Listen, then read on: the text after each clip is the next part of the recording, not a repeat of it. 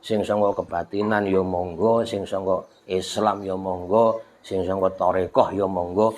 Tujuane mung siji, goleki hakikate urip, goleki hakikate sing disembah. Mula Kanjeng Nabi gawe apa iku cara dicarakno lewat para sahabate, man arafa nafsahu faqad arafa rabbahu. Jadi sapa sing wis kenal jati dirine mongko bakal weruh pangerane. Jati diri sampean niku lho sapa, ya to. Nah niki kudu diungkap, kudu digoleki. Apa jati diri sing diklambeni niki bukan niki awak-awakan sing digawe sangka lemah, ya kan. Sangka bahan bakune panganan sing dipangan bapak karo simbok biyen.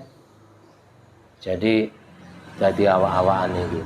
Nah, sing berperan ning jerone awak-awakan iki yaiku sing diarani ruh tadi. Sing sangka kebatinan ya monggo, sing sangka Islam ya monggo, sing sangka tarekah ya monggo. Tujuane mung siji, goleki hakikate urip, goleki hakikate sing disembah. Mula Kanjeng Nabi gawe apa iku cara dicarakno lewat para sahabate, man arafa nafsahu faqad arafa rabbahu.